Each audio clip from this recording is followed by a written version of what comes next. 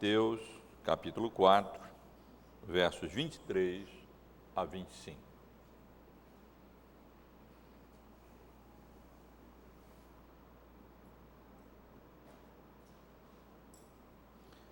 Percorria Jesus toda a Galiléia, ensinando nas sinagogas, pregando o evangelho do reino e curando toda sorte de doenças e enfermidades entre o povo. E a sua fama correu por toda a Síria. Trouxeram-lhe então todos os doentes acometidos de várias enfermidades e tormentos, endemoninhados, lunáticos e paralíticos, e ele os curou. E da Galiléia, Decápolis, Jerusalém, Judéia e da além do Jordão, numerosas multidões o seguiam. Meus irmãos, o ser humano, no estado de pecado em que vem ao mundo, é caracterizado, entre outras coisas, pelo estado de miséria em que se encontra, mazelas, enfermidades, doenças, perdas, tribulações. Mas é caracterizado também pela ignorância espiritual, ignorância da vontade de Deus e de Deus, e é caracterizado também, marcado também pela desobediência à vontade do Senhor. Miséria, ignorância e desobediência. E o Senhor Jesus Cristo, em seu ministério terreno, a condição de mediador entre Deus e os homens, lidou com todas essas características da condição do homem pecador.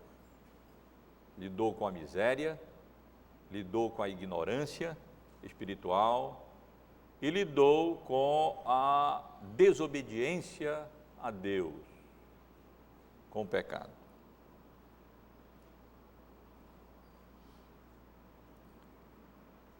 E a passagem que vemos o Senhor Jesus lidando com todas essas questões nessa pequena passagem que nós acabamos de ler, meus irmãos, nesses poucos versos que nós acabamos de fazer a leitura. E com a graça de Deus estaremos considerando logo mais. Os irmãos têm acompanhado a nossa exposição no Evangelho de Mateus. Sabem que após o relato de vários acontecimentos relacionados à infância, ao nascimento, à infância e à preparação de Jesus para o seu ministério, incluindo o seu batismo e a tentação a que foi sujeito, a partir do versículo 12 do capítulo 4, Mateus passa a narrar o ministério público de Jesus na Galiléia. Num certo sentido, podemos dizer que, a partir desse verso 12 do capítulo 4, nós temos o início de uma nova sessão no Evangelho de Mateus. A sessão aonde Mateus ressalta a natureza e a proclamação do reino de Deus. Observe especialmente o capítulo 4, o versículo 17, a expressão: daí por diante passou Jesus a pregar e a dizer: arrependei-vos, porque está próximo o reino dos céus. E essa sessão que lança luz sobre a natureza e a proclamação do reino se estende até o capítulo 16, versículo 21, onde encontramos uma expressão semelhante à que li há pouco, onde lemos assim: desde esse tempo, ou a partir daí, começou Jesus Cristo a mostrar a seus discípulos que lhe era necessário seguir para Jerusalém e sofrer muitas coisas dos anciãos, dos principais sacerdotes e dos escribas, ser morto e ressuscitado ao terceiro dia. A grosso modo, portanto, meus irmãos, podemos até dividir o Evangelho de Mateus nessas três partes. Primeiro, uma parte introdutória, narrando a infância e a preparação de Jesus para o seu ministério. Depois, então, o seu ministério na Galileia, aonde ele ensina acerca da natureza e aprendemos muito com relação à proclamação do reino de Deus. E a partir do capítulo 16, versículo 21 até o fim, aonde lemos acerca dos sofrimentos, da morte e da ressurreição do Rei Jesus. Estamos, portanto, na sessão que lemos, dando continuidade a esse início do ministério público de Jesus na Galileia. No domingo retrasado, consideramos exatamente esse assunto, o início do ministério público de Jesus.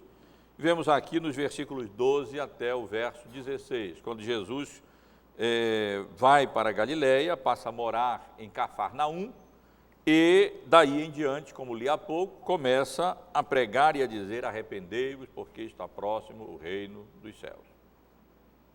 No domingo passado, consideramos os versos 18 até o verso 22, que o presbítero Jonas leu há pouco, onde Mateus relata a vocação dos primeiros discípulos do Senhor Jesus Cristo. E estivemos aqui considerando com os irmãos a vocação desses discípulos. E hoje, meus irmãos, com base nesses versos 23 a 25, quero considerar com os irmãos um sumário do ministério público de Jesus na Galileia. São poucos versículos, poucas palavras, mas aqui Mateus condensa e nos oferece um breve resumo das atividades de Jesus e que, na realidade, indica aquilo que, em essência, consistiu o seu ministério, especialmente durante esse período em que ele esteve anunciando o Evangelho na Galileia, naquela região ao norte da Palestina. Chamo a atenção dos irmãos, portanto, para esses versículos, peço que os irmãos mantenham a Bíblia aberta e vamos considerar essa porção da Palavra de Deus, com base nesse tema, um sumário do ministério do Rei, e observar, em primeiro lugar, o escopo ou o local do seu ministério, as atividades relacionadas ao seu ministério e a reação do povo em geral ao seu ministério na Galileia. Vamos considerar, portanto, em primeiro lugar, o escopo ou o local do seu ministério com base nas palavras que encontramos aqui no início do versículo 23. Percorria Jesus toda a Galileia, ensinando nas sinagogas.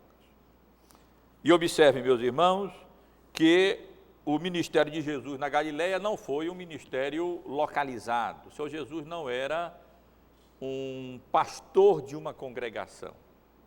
A sua congregação, na realidade, durante o seu ministério terreno, era todo o povo de Israel. Ele veio para anunciar o Evangelho do Reino a todo o seu povo.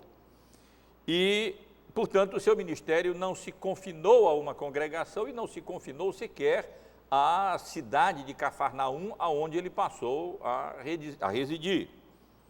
mas na realidade se estendeu por toda aquela região que tinha, como já mencionei para os irmãos, cerca de 30, 40 quilômetros de largura na parte mais larga e cerca de 70, 80 quilômetros na parte mais alta, e ali o Senhor Jesus realizou aquilo que poderíamos chamar de um ministério itinerante. Ele percorria aquela região de cidade em cidade, anunciando o Evangelho. E como já chamei a atenção dos irmãos, tratava-se de uma região populosa. Havia ali na Galileia mais de 200 cidades. E as informações históricas que temos é que boa parte dessas cidades ou vilas tinha mais de 15 mil habitantes. Estima-se, portanto, que naquela região habitavam 2 milhões de pessoas ou mais de 2 milhões de pessoas. E Jesus, portanto, ia de cidade em cidade, de vila em vila, particularmente ao redor do Mar da Galileia ou de Genezaré, anunciando o Evangelho e pregando o Evangelho, e ali ele realizou, portanto, de forma itinerante o seu ministério. Mas de forma especial, Mateus menciona um lugar onde Jesus se concentrava, especialmente na sua pregação e particularmente no seu ensino. Quando nós lemos que ele percorria toda a Galileia, ensinando nas sinagogas. As sinagogas eram um ponto de referência e um local particular aonde o Senhor Jesus ensinava, onde ele pregava e onde ele ensinava. Sabemos que durante as atividades missionárias, as viagens missionárias do apóstolo Paulo, ele sempre também utilizou as sinagogas como ponto de referência. E Jesus fez exatamente a mesma coisa. É interessante que, historicamente, nós não conseguimos precisar exatamente quando as sinagogas foram estabelecidas. A conclusão mais comum é que elas foram estabelecidas durante o cativeiro babilônico. Não podendo se dirigir a Jerusalém para adorar, o povo começou então a se reunir, a se congregar, e provavelmente aí surgiram as sinagogas, presentes em várias cidades, sempre quando havia uma população maior, um número maior especialmente de homens judeus em uma cidade, eles estabeleciam lugar, de preferência em lugares, em regiões altas, em cima de montes, que pudessem tornar a sinagoga mais visível. E essas sinagogas se transformavam num centro religioso e civil da população judaica, onde não apenas os judeus frequentavam, especialmente para orar, e para estudar a lei de Deus, a palavra de Deus, mas também prosélitos do judaísmo passavam a se reunir e adotavam o judaísmo como a sua religião, ainda que não fossem judeus. As sinagogas eram, portanto, casas de oração, eram, portanto, casas de estudo da Bíblia, não era tanto local de culto, porque o culto no Antigo Testamento deveria ter como centro o sacrifício, e o sacrifício era oferecido exclusivamente no templo em Jerusalém. Mas era um local de reunião, era um local de adoração, era um local de oração, era, na realidade, o centro da vida religiosa e até legal, ali eram decididas várias questões legais também do povo judeu, e o Senhor Jesus, nas suas andanças, nas suas peregrinações, percorrendo a Galileia, de uma maneira muito especial, ele ia até a sinagoga e então ali aproveitava para ensinar a vontade de Deus aos judeus em particular, e aos prosélitos que ali se congregavam. Este, portanto, meus irmãos, era o escopo ou o local do ministério público de Jesus na Galileia. Não se concentrou apenas num local, não se concentrou apenas numa cidade, tratou-se de um ministério itinerante, ele ia de lugar em lugar, de cidade em cidade, anunciando o evangelho, ensinando, e especialmente utilizando as sinagogas, onde já havia referência e já era conhecida, pelo menos, a vontade de Deus revelada no Antigo Testamento, e ele ia então anunciando o evangelho do reino e mostrando que o reino já era presente, ele era o Messias de fato prometido, e esse foi o escopo local do ministério de Jesus na Galileia. Mas muito mais importante do que isso, são as atividades que Mateus menciona nesse resumo do ministério de Jesus e que marcaram e caracterizaram o ministério de Jesus durante a sua vida e particularmente durante esse período do seu ministério na Galileia que nós estamos considerando. 3 palavras resumem o ministério de Jesus. Jesus percorria a Galileia ensinando, a primeira palavra, nas sinagogas, pregando o evangelho do reino, a segunda palavra, e terceiro, curando toda sorte de doenças e enfermidades entre o povo. Assim sendo, o ministério público de Jesus pode ser resumido, conforme Mateus faz, através desses 3 verbos: ensinar, pregar e curar. Com relação ao ensino no Novo Testamento, trata-se da atividade de um mestre. Consiste exatamente na elucidação, na explicação, no esclarecimento da vontade de Deus revelada. E Jesus fez isso muitas vezes. Encontramos tantos ensinos de Jesus, sendo que ele ensinava e empregava com uma autoridade incomum, muito diferente da autoridade dos escribas e dos fariseus, e fazia isso, como já mencionei, de uma maneira bem particular, e o texto menciona, nas sinagogas, onde ele sabia que judeus estavam ali reunidos, congregados, prosélitos do judaísmo também, e Jesus então ia e explicava a lei e esclarecia ao povo acerca do seu significado, elucidava o seu conteúdo e aplicava na realidade, como vemos ele fazer numa sinagoga, e Lucas registra, o Antigo Testamento, o texto do Antigo Testamento, a si próprio, dizendo: hoje se cumpriu as Escrituras. Uma característica do ensino do Novo Testamento é que ele visa, em particular, a mente. O ensino é bem sucedido quando uma mensagem é comunicada, é compreendida, é elucidada, explicada e é entendida. E o ensino constituiu, sempre, se os irmãos forem ler, derem o trabalho de ler os evangelhos, observar, parte do ministério público do Senhor Jesus Cristo. Mas Jesus não veio, e o seu ministério não consistiu apenas de ensino, mas constituía-se também de pregação. Nós lemos, nesse breve resumo que Mateus nos oferece, que Jesus percorria a Galileia, ensinando nas sinagogas e pregando o evangelho do reino.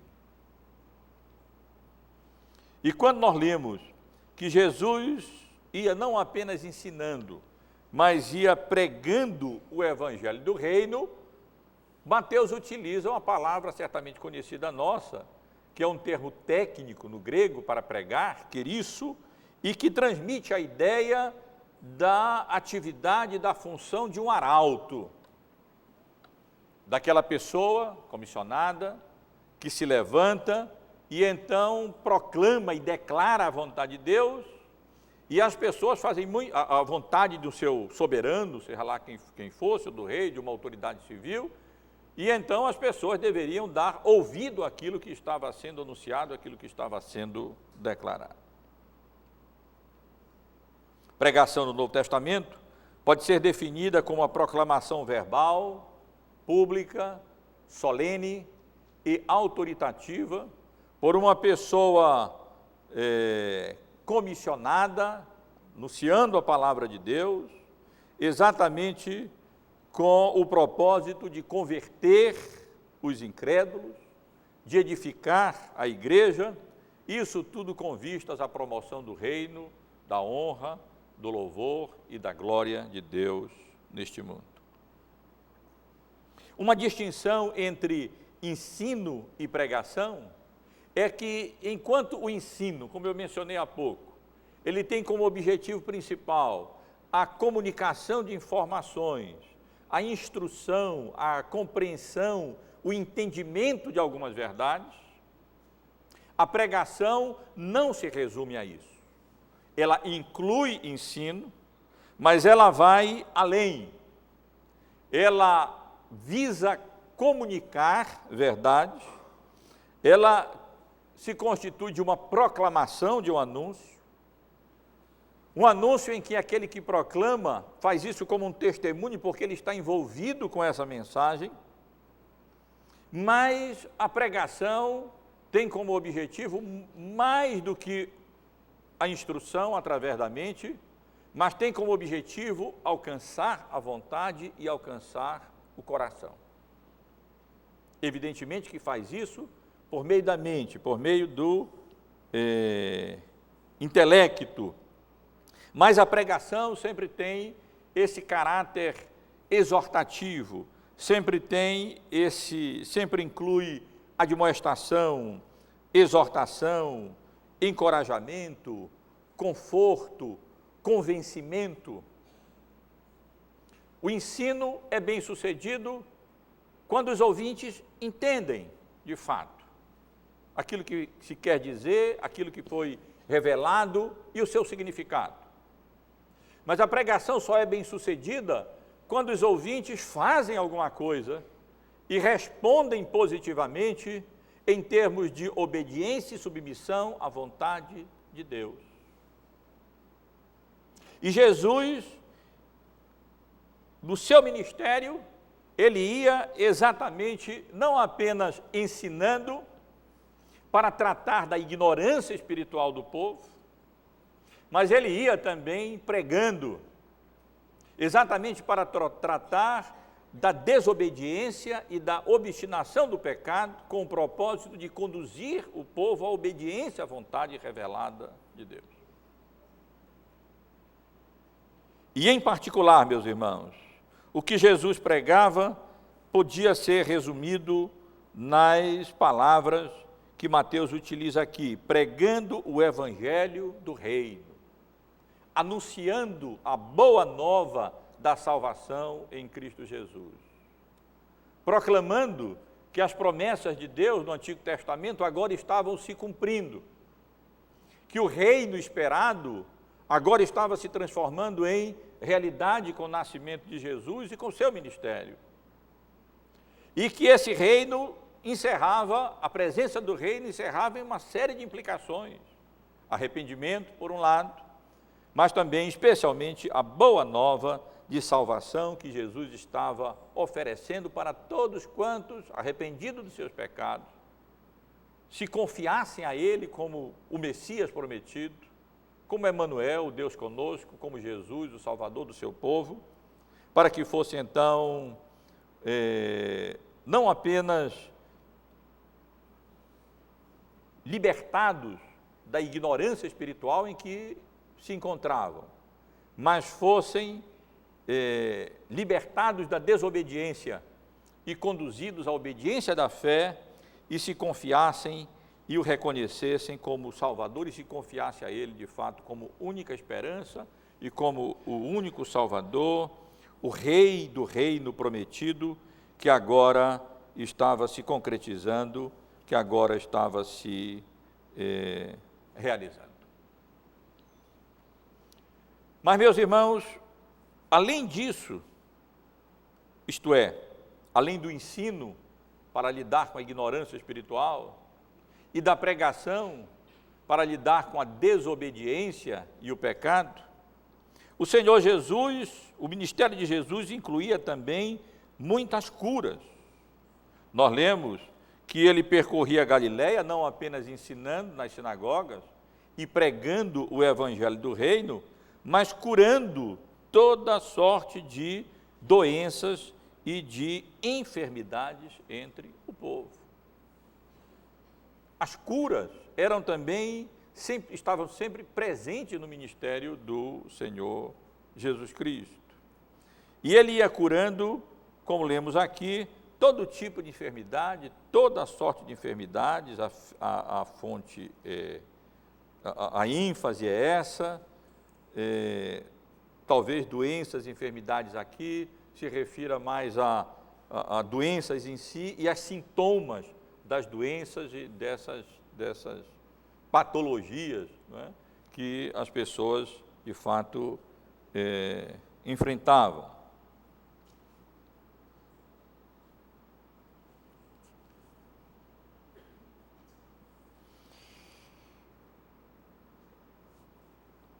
E precisamos observar que, evidentemente, as curas que Jesus fazia não devem ser entendidas como curas ordinárias. Aqui nós não temos nada de ordinário.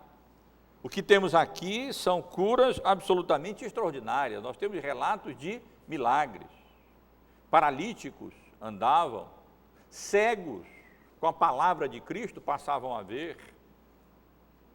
E uma série de outras enfermidades foram curadas de maneira sobrenatural, imediata, completa, perfeita, eficaz, cabal, simplesmente com um ato ou com uma palavra do Senhor Jesus Cristo.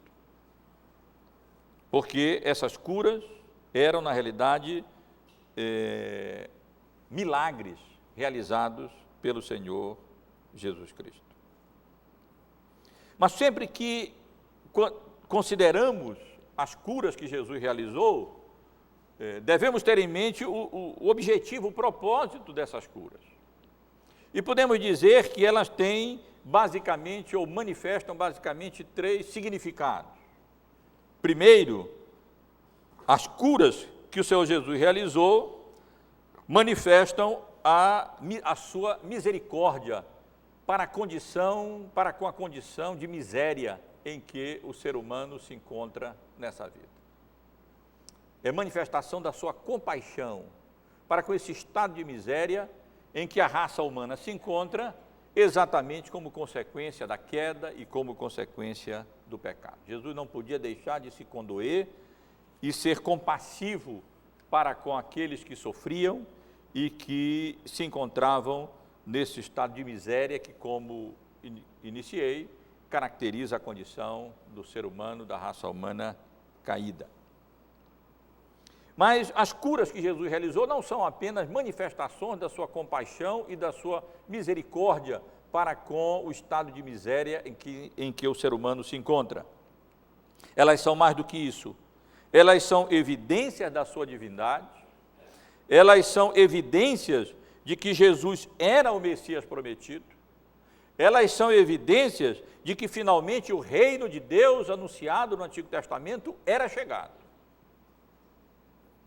Várias passagens bíblicas falam dos milagres de Jesus como sinais, como indicadores, exatamente da sua divindade, da sua messianidade, de que ele era o Messias prometido, e de que o reino de Deus, tão aguardado, tão esperado, agora estava se estabelecendo, estava se consumando.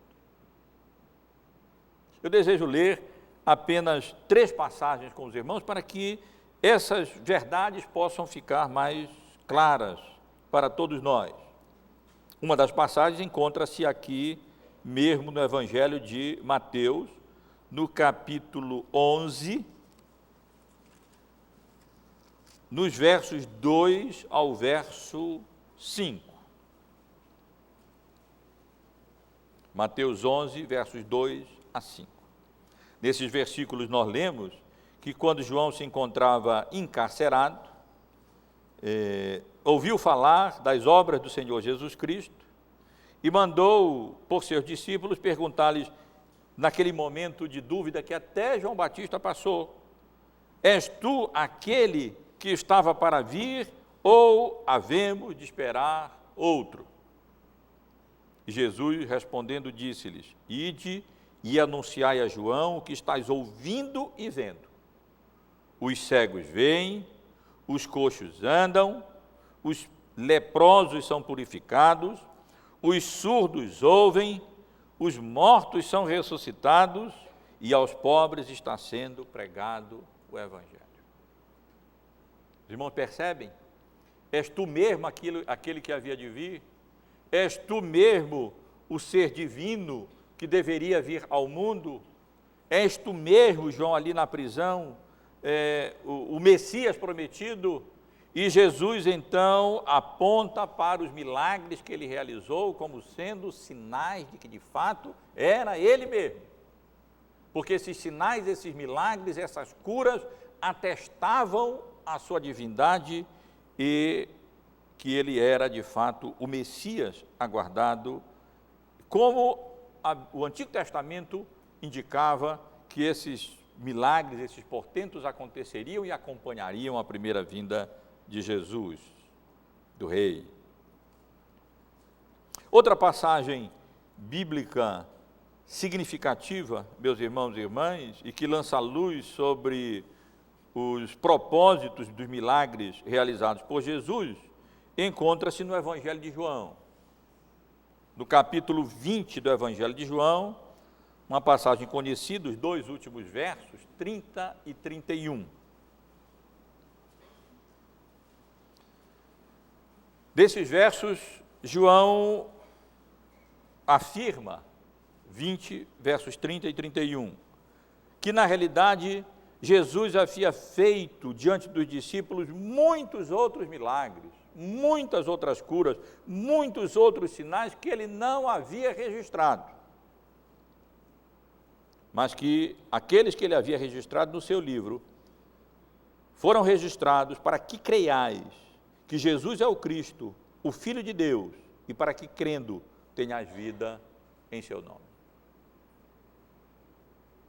Indicando assim o propósito dos milagres que Jesus realizou e que apontavam, indicavam para o fato de que ele era, de fato, o Filho de Deus, Deus verdadeiro, para que então as pessoas crescem na sua divindade e que, de fato, ele era o Messias prometido. E apenas mais uma passagem, meus irmãos, em Hebreus, no capítulo 2, nos versos 1 a 4, nós lemos assim, Hebreus 2, 1 a 4.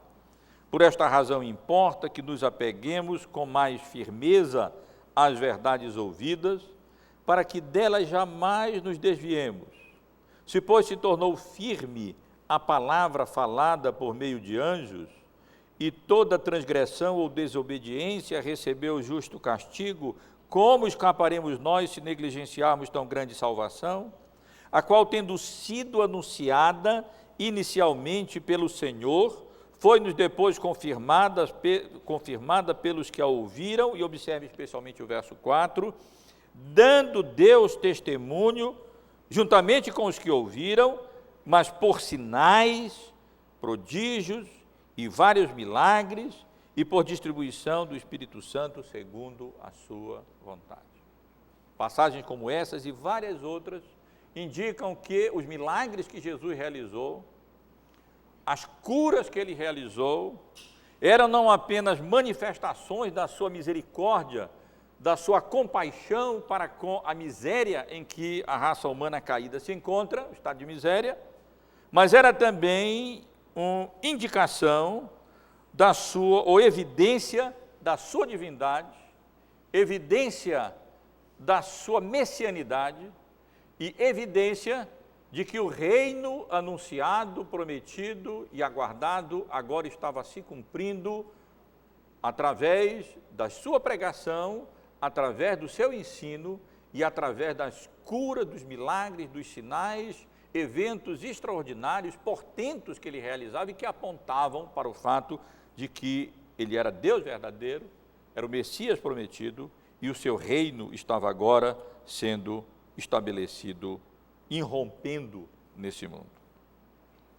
Mas além disso, meus irmãos, as curas e os milagres que Jesus realizou ilustram também a condição e a necessidade espiritual da raça humana caída.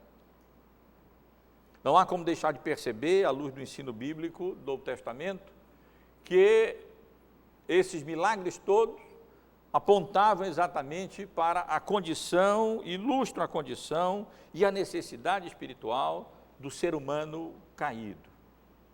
O ser humano vem a esse mundo não apenas num estado de miséria, mas ele vem a esse mundo, miséria, vamos dizer, física, mas ele se encontra nesse mundo em estado de miséria espiritual.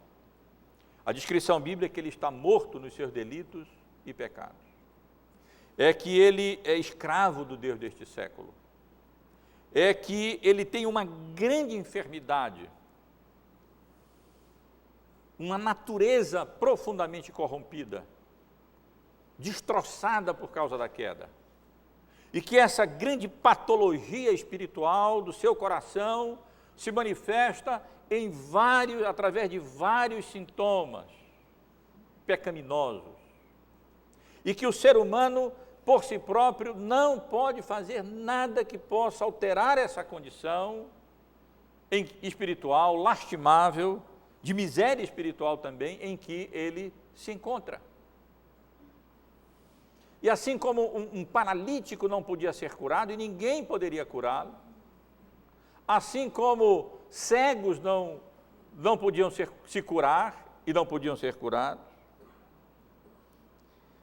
e várias outras enfermidades incuráveis foram curadas pelo Senhor Jesus Cristo. As curas que ele realizou ilustram essa condição espiritual terrível em que o homem se encontra, pecador, para a sua necessidade e para o fato que só o Senhor Jesus pode de fato curá-lo e vivificá-lo e torná-lo nova criatura, fazer com que ele nasça de novo, porque ele veio para salvar o seu povo dos seus pecados. Mas, desse modo, com essas poucas palavras, Mateus resume as atividades que caracterizaram o ministério público de Jesus nessa vida e particularmente durante o seu ministério na Galileia. Isto é, o ensino para lidar com a ignorância espiritual do homem caído, a pregação para lidar com a desobediência do homem caído e conduzi-lo à obediência de fé, e as curas para lidar com a miséria do homem caído, ao mesmo tempo em que apontava para a sua divindade, a sua messianidade, o estabelecimento do seu reino, e indicava ou ilustrava, como ilustra, o estado terrível de miséria espiritual em que a raça humana se encontra. Mas, meus irmãos, além do escopo e local do ministério de Jesus e das atividades relacionadas ao seu ministério, esses poucos versículos chamam a atenção, até de forma especial, para a reação das pessoas em geral ao ministério público de Jesus na Galileia, isto é, ao seu ensino, à sua pregação e às curas que ele realizou. Nós lemos nos versículos 24 e 25 que, basicamente, nós temos três grandes reações ao ministério público de Jesus na Galileia, isto é, ao seu ensino, à sua pregação e especialmente às suas curas. Primeiro, a sua fama se espalhou. Segundo, trouxeram-lhe toda a sorte de enfermos, de doentes, para que ele os curasse. E terceiro, uma numerosa multidão de várias regiões passaram a segui-lo. Observem o que é dito aqui. Primeiro, a fama de Jesus se espalhou, a notícia do seu ensino, das suas pregações e particularmente das suas curas, correu, não apenas na Galileia, aonde ele estava ali percorrendo e realizando o seu ministério, mas por toda a Síria, isto é, uma região ao norte e ao nordeste da Galileia, que se estendia desde o Mar Morto até Damasco. Extrapolando assim os limites daquela região da Galileia, o ensino de Jesus, as pregações de Jesus e particularmente as curas que Jesus realizavam, ficaram conhecidas e a sua fama correu e a notícia se espalhou até inclusive essa região, que provavelmente é a região referida aqui pelo nome Síria, apesar do fato de que a Síria também indicava toda aquela região da Palestina, mas no contexto aqui, provavelmente indica aquela região toda lá por cima. E isso aponta para o fato de que, apesar de da época haver muitos mestres percorrendo, era comum as regiões, e muitos curandeiros, Jesus era diferente. E a fama dele, a reação do povo indicava que ali estava um ensino peculiar, uma pregação diferente e curas genuínas e verdadeiras e miraculosas e extraordinárias de fato. Sua fama se espalhou. Não apenas isso, à medida que a sua fama se espalhava e extrapolava as fronteiras da Galileia, trouxeram-lhe, as pessoas começaram a trazer a Jesus doentes de todo tipo, várias enfermidades, são mencionados aqui endemoninhados, lunáticos e paralíticos. E se os irmãos observarem, aqui nós temos 3 tipos de enfermidades: enfermidades espirituais, enfermidades mentais e enfermidades físicas. Vamos começar de trás para frente. Paralíticos ilustram as enfermidades do corpo. E o termo incluía toda sorte de deficiências e tipo de coxos e mancos e paralíticos e pessoas que não tinham andar, mas especialmente aquelas que não poderiam mesmo andar, muitas delas desde nascença e não podiam se locomover. Essas pessoas eram trazidas e Jesus as curava. Lunáticos é um termo que, à luz de outras passagens bíblicas, especialmente Mateus, capítulo 17, e outros textos da época não bíblicos, parece indicar epilepsia. Um exemplo disso encontra-se em Mateus, no capítulo 17, versículo 15. Irmãos podem depois verificar, a referência a uma pessoa que caía sempre no fogo, na água e tudo. Mas especialmente outras passagens não bíblicas, o mesmo termo grego, traduzido por lunático, dá a ideia de que se tratava de uma enfermidade mental, também incurável, e que Jesus curou. Enquanto que endemoninhados aponta, como nós sabemos, para pessoas que se tornavam possessas do maligno, do diabo. Às vezes, outras enfermidades mentais e físicas também estavam associadas a essas enfermidades espiritual, a essas pessoas que se encontravam endemoninhadas. Mas, meus irmãos, Mateus chama a atenção nesse breve resumo que ele faz do ministério de Jesus, não apenas para a sua fama se espalhando e extrapolando a região, os limites da Galileia, mas para esse fato que as pessoas traziam todo tipo de enfermidade, toda sorte de enfermidade, provavelmente ilustrando aqui apenas essas 3 mencionadas, as enfermidades físicas, as enfermidades mentais e as enfermidades espirituais. E diz o texto que Jesus as curava.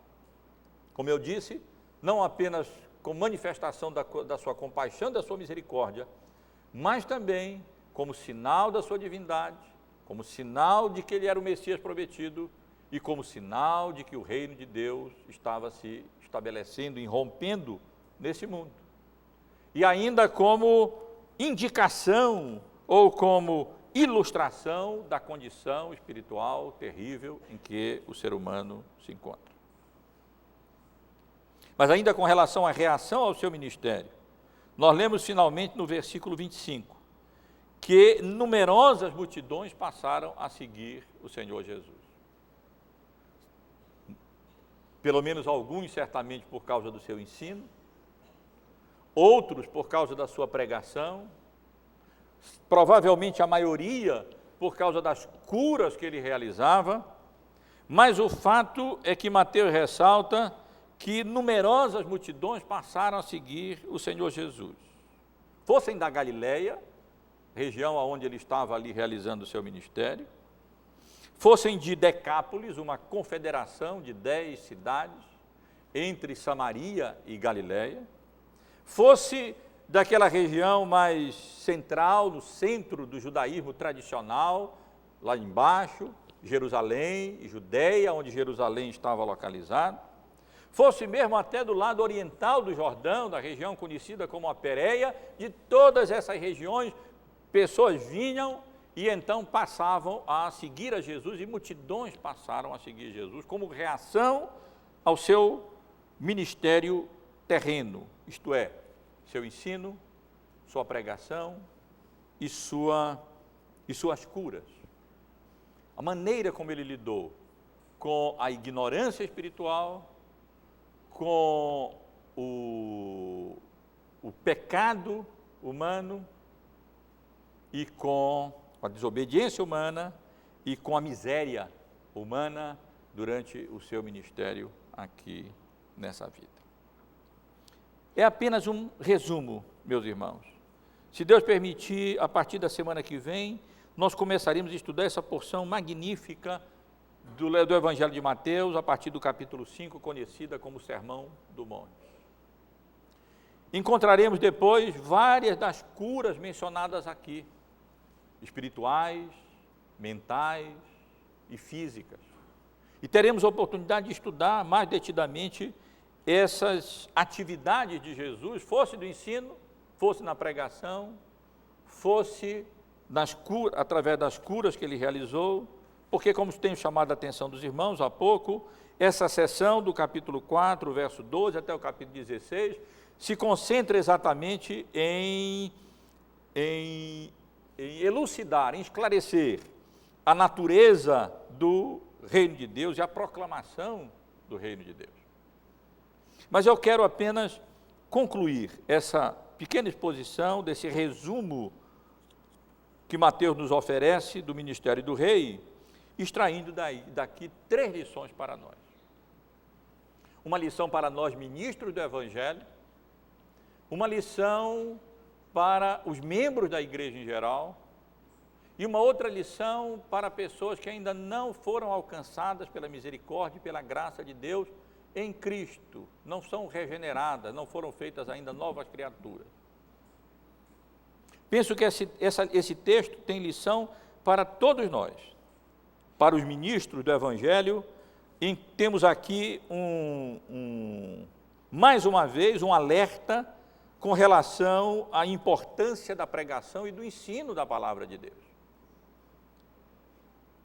Espero que os irmãos estejam observando o quanto nessas narrativas o ensino e a pregação do Evangelho são enfatizados.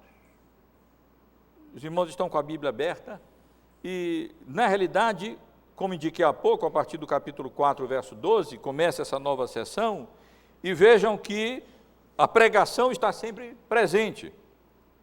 No verso 17, daí por diante, passou Jesus a pregar o Evangelho e a dizer: arrependei-vos, porque está próximo o reino dos céus. Foi nosso assunto no domingo retrasado.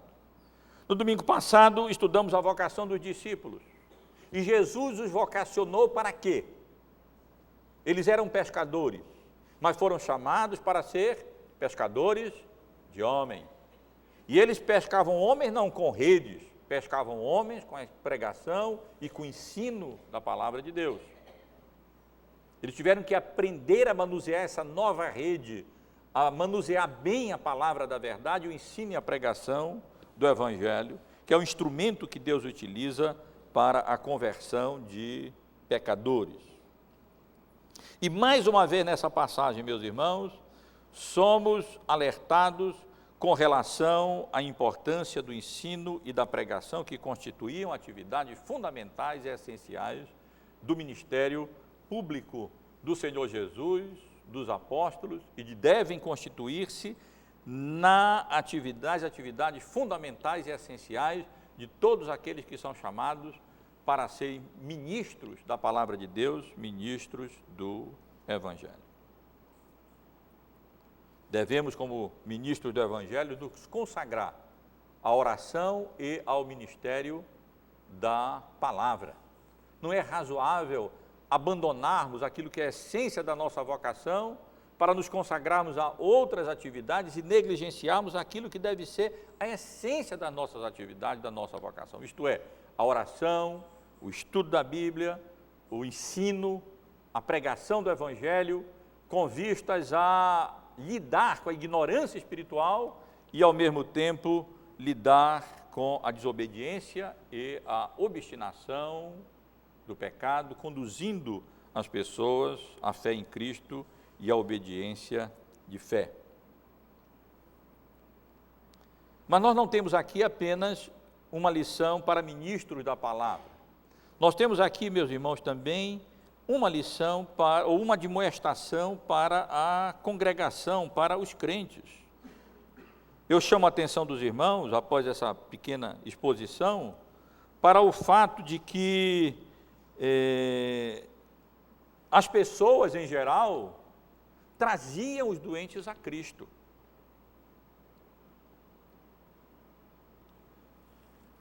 Percorria Jesus toda a Galileia, ensinando nas sinagogas, pregando o evangelho do reino e curando toda a sorte de doenças e enfermidades entre o povo, e a sua fama correu por toda a Síria, e trouxeram-lhe então todos os doentes. As pessoas traziam aquelas pessoas que lhe eram chegadas, os seus próximos, e que eram doentes e enfermas, e que não podiam por si próprias ser conduzidas a Cristo, e eles as levavam a Cristo. É questionável a questão da contemporaneidade do dom de cura.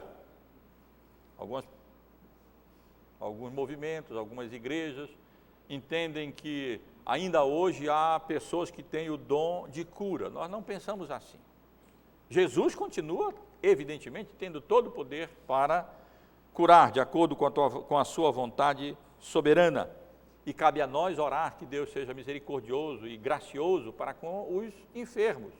E os cure, seja de forma ordinária, através dos instrumentos, dos meios, dos médicos, dos medicamentos que Deus coloca à nossa disposição, ou seja, extraordinariamente como Ele tem poder para curar.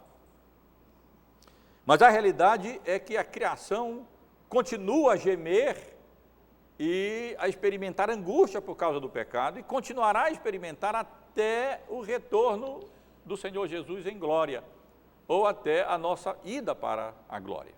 Ainda ontem à noite, tivemos a oportunidade de ler uma mensagem do pastor Lloyd Jones, na exposição do capítulo 17 do Evangelho de João, a oração sacerdotal do Senhor Jesus, onde tivemos a oportunidade de considerar e refletir sobre essa questão, esse assunto. Vivemos numa época ainda, uma época intermediária. Já fomos redimidos, é verdade, mas ainda lutamos contra o pecado. E ainda enfrentamos enfermidades, enfrentamos doenças e continuaremos a enfrentar enfermidades e doenças. Nós não temos o poder que Jesus teve, nós não somos seres divinos, não somos Messias prometidos nesse sentido. E é questionável a questão da contemporaneidade do dom de cura. Mas não há dúvida também que é nosso dever individualmente manifestar a nossa compaixão e a nossa misericórdia para com os nossos próximos, como diz Paulo em Gálatas, especialmente ao da família da fé. E assim poder ajudá-los nas suas tribulações, nas suas aflições. Mas como eu chamei a atenção dos irmãos, as curas de Jesus ilustram a condição e necessidade espiritual da raça humana. A doença mais grave, a enfermidade mais séria que acomete o ser humano, que não é de natureza física, mas é de natureza espiritual. É a corrupção do pecado, é a depravação do pecado. A Bíblia ensina que o homem está morto nos seus delitos e pecados, e que ele por si próprio não pode alterar a sua condição, não pode alterar a sua situação.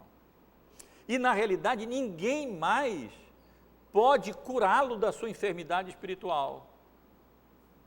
Como as pessoas não podiam curar os seus enfermos ali, mas elas podiam conduzi-las a Cristo. Como fizeram, elas podiam levar os seus enfermos a Cristo. E penso, meus irmãos, que aplicando essa lição para nós, hoje, especialmente no sentido da grande doença espiritual do ser humano, que é o pecado, a corrupção, o pecado, a morte espiritual, o estado de morte espiritual em que ele se encontra, a lição que esse texto dá à congregação como um todo é que se não podemos curar a enfermidade espiritual do homem, e o homem também não pode, nós podemos ser um instrumento da graça e da misericórdia de Deus para conduzir esses enfermos a Cristo, para que eles sejam salvos por Cristo, redimidos por Ele, e perdoados por eles, e salvos por Ele. E a grande realidade é que muitos não irão a Cristo por si próprios. Assim como aqueles endemoninhados, aqueles lunáticos, aqueles paralíticos e uma série de outros enfermos não iriam a Cristo por si próprios, e foi necessário que outros os conduzissem a Cristo, o texto nos diz isso. É função de cada irmão e irmã conduzir enfermos espirituais a Cristo. E como podemos fazer isso? Orando por eles, testemunhando com a nossa vida transformada por Cristo, com aqueles que nos convivem conosco e se encontram nessa condição, e através da palavra, falando do Evangelho, ensinando, explicando, evangelizando, esclarecendo, sendo instrumento da graça de Deus para que essa ignorância espiritual seja arrancada, dissipada, e a desobediência seja conduzida à obediência, e sejam salvos pela graça e pela misericórdia de Deus.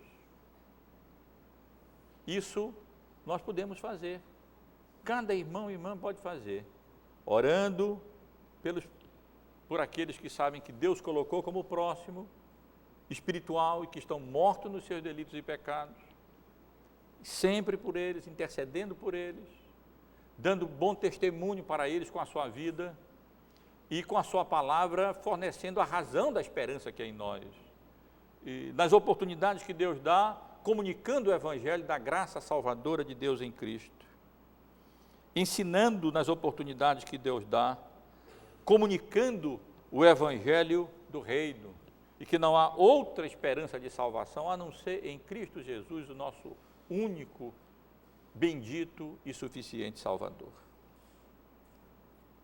Conduza enfermos espirituais a Cristo. Faça isso através da oração, através do ensino, através do testemunho cristão e, literalmente, eu diria, traga pecadores a Cristo até literalmente mesmo, isto é, carregando-os se necessário, como certamente muitas daquelas pessoas tiveram que fazer. Certamente muitas daquelas pessoas tiveram que juntar dois, pegar uma maca, colocar o enfermo na maca e levá-los e andar e conduzir sobre uma carroça, um cavalo, e conduzi-los a Cristo para que eles pudessem ser curados. E muitas vezes os mortos espirituais precisam que seja feito isso mesmo, que nós os tragamos a Cristo literalmente, trazendo-os à igreja, não apenas convidando, passando de passagem, olha, aparece lá, mas com empenho e com dedicação, se necessário for, carregando, trazendo, indo buscar de carro e colocando na igreja para que possam ser expostos a Cristo, à pregação do Evangelho, e assim convertidos, convencidos do seu pecado, da sua iniquidade e conduzidos a Cristo como Salvador, e assim serem salvos do seu pecado. Mas, meus irmãos, finalmente há nesse texto, penso eu, não apenas um alerta para os ministros do Evangelho, uma admoestação para a congregação, trouxeram de então todos os doentes, mas há também aqui um encorajamento para os não regenerados, para os não convertidos, e ele os curou, diz o texto. Veio gente de todos os lugares, todas as regiões, e Jesus os curou. Veio gente com todo tipo de enfermidade, e Jesus os curou. Isso aponta, e não há outra aplicação espiritual que nós possamos fazer desse texto, senão para as enfermidades e a doença espiritual do homem em pecado. Não importa qual é a enfermidade espiritual, não importa qual é a condição espiritual que qualquer pessoa se encontra, não importa a condição social, não importa, a Bíblia deixa isso tão claro, de onde vem, a condição em que se encontra, a realidade é que a gravidade do pecado é a mesma, no fundo, o mal maior é a corrupção do pecado, a queda, a natureza corrompida do ser humano. Os sintomas podem variar em termos de moralismo, ou em termos de licenciosidade, ou lascívia, ou mentira, ou qualquer outro tipo de pecaminosidade, ou de manifestação dessa patologia espiritual gravíssima com a qual todo ser humano vem a esse mundo. A esses, esse texto tem uma palavra de encorajamento e de esperança. Aquelas pessoas foram a Cristo e o texto não indica que nenhuma daquelas que foi a Cristo deixou de ser curada. Pelo contrário, o texto indica que ele os curou. Viessem da Galileia, mais próximo, de Decápolis, já mais distante ainda, ou do tradicionalismo judaico de Jerusalém ou da Judéia, ou da além da fronteira da Pérea, do Jordão, fossem portadores de enfermidades físicas, mentais ou espirituais, as pessoas que eram trazidas e que vinham a Cristo e que suplicavam a graça e a misericórdia deles, eram curadas. E que encorajamento para aqueles que não conhecem ainda a Cristo como o seu Salvador. Venha a Cristo, arrependa-se dos seus pecados, confie nele, deposite a sua vida nas suas mãos e ele transformará você. Mais do que curar você, ele lhe vivificará, lhe regenerará, lhe fará novo ser, lhe justificará, lhe fará nova criatura, lhe salvará do domínio do pecado, do diabo e do mundo. Que Deus nos abençoe, meus irmãos e irmãs, e que essa porção tão pequena, esse resumo das atividades públicas de Jesus na realização do seu ministério, pela misericórdia e graça de Deus, sejam utilizadas pelo seu Espírito para nos conduzir, a nós como ministros, a uma determinação maior de nos concentrarmos naquilo que é a essência do nosso ministério, no ensino, na pregação, na oração, a igreja a trazer doentes espirituais a Cristo, até carregando, se necessário for, e aos que estão mortos nos seus pecados, que confiem na graça salvadora de Cristo, arrependam-se dos seus pecados e se confiem a Cristo como único e suficiente Salvador.